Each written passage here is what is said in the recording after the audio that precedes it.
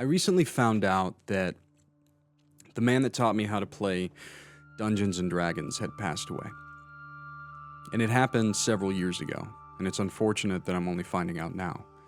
There's a lot of reasons to why that is, but it made me want to kind of look back on how D&D has changed my life and to speak on what it means to me.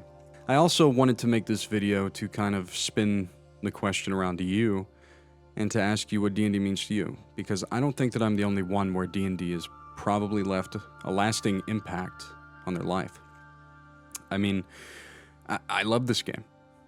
When I was a kid, I struggled in reading more than 2 sentences before my mind would just shut off, and I had a hard time getting through school because of it.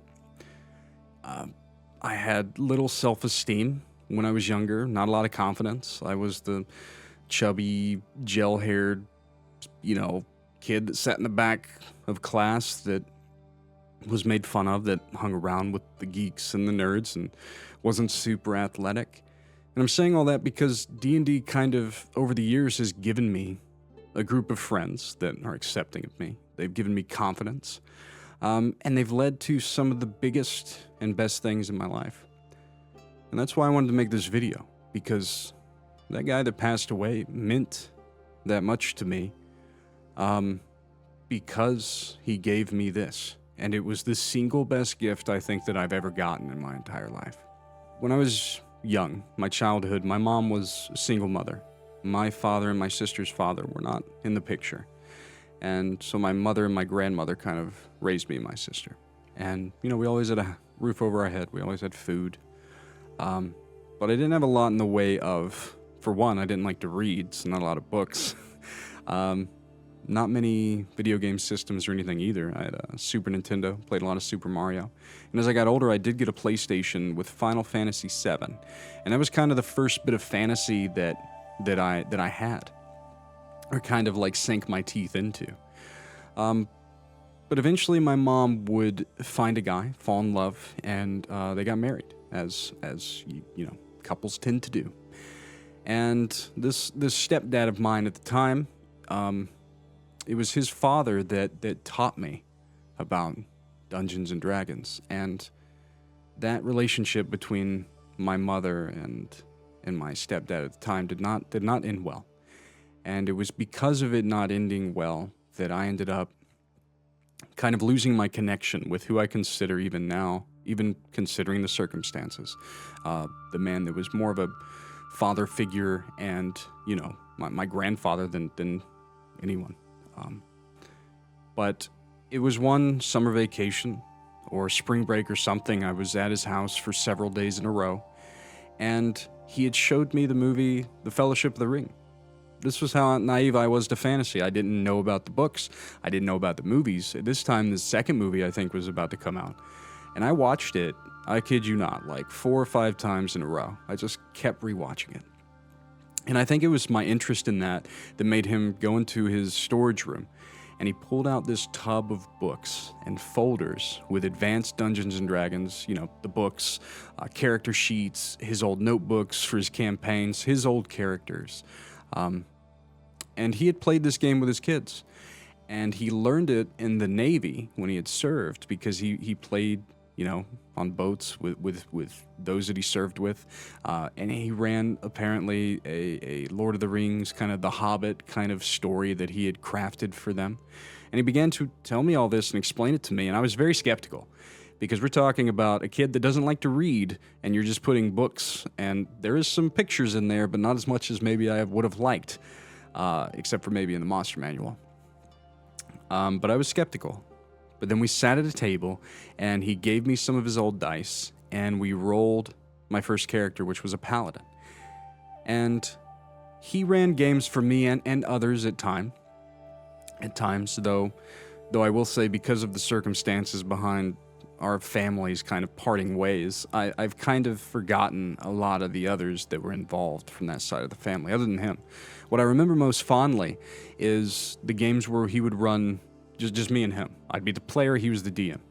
And, my paladin went into the 9 hells, and was in search of the Holy Avenger, and then I came back to the surface and adventured across the lands of Toril, I guess. I think that was where we were playing at the time, and eventually went into the Underdark, and, you know, I fought against Dark Elves and Durgar and all kinds of crazy creatures. Eventually found a ship that I found out was a Spelljammer, and I adventured into Wild Space, and he played a lot of Spelljammer stuff with me.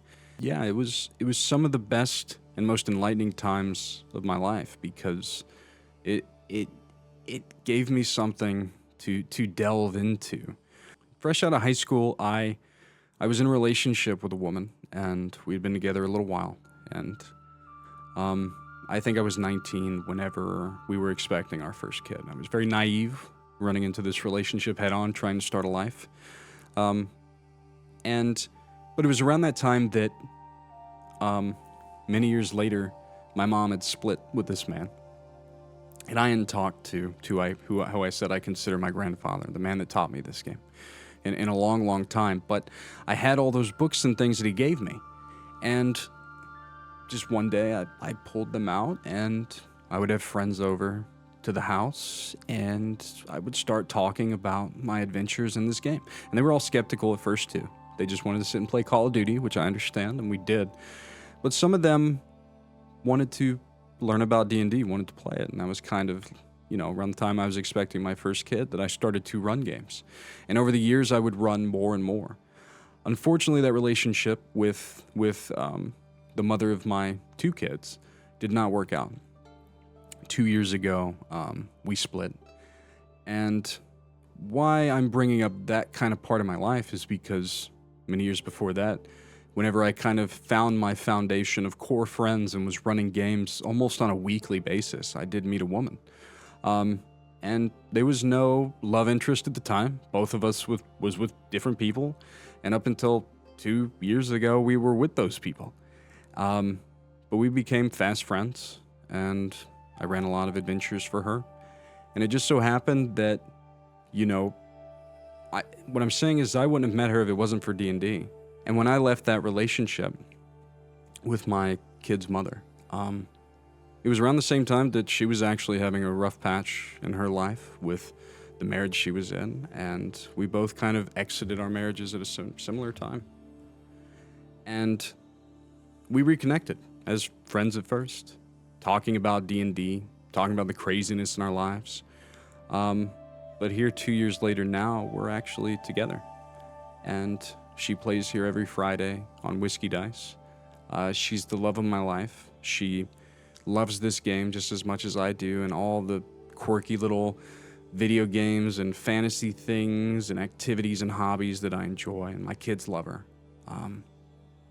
And you know, if it wasn't for the man that taught me how to play this game, if it wasn't for you know, me then in turn running games years later, I wouldn't have met her.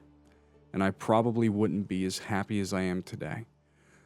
And, you know, I share my games online now with myself and my friends, and it's really not to try and be as cool of a group as Critical Role, or, you know, good of a DM as like Brendan Lee Mulligan, or my favorite, Mark Hulmes from High Rollers. It's more to just kind of like put my stories out there for people to see and to enjoy, to leave behind something, and to hopefully inspire others to try and play this game as well. Because I do think that it can give you a voice and confidence, and give you lasting memories and friends that you can take with you to the end. So yeah, what does D&D mean to you? Because I know it means a heck of a lot to me. So yeah, my name is Brad, and I'm the DM of Whiskey Dice. If you ever get bored on a Friday night around 8 p.m. Eastern, we play for 4 or so hours live on Twitch and YouTube. Come by and say hi. And have a wonderful day.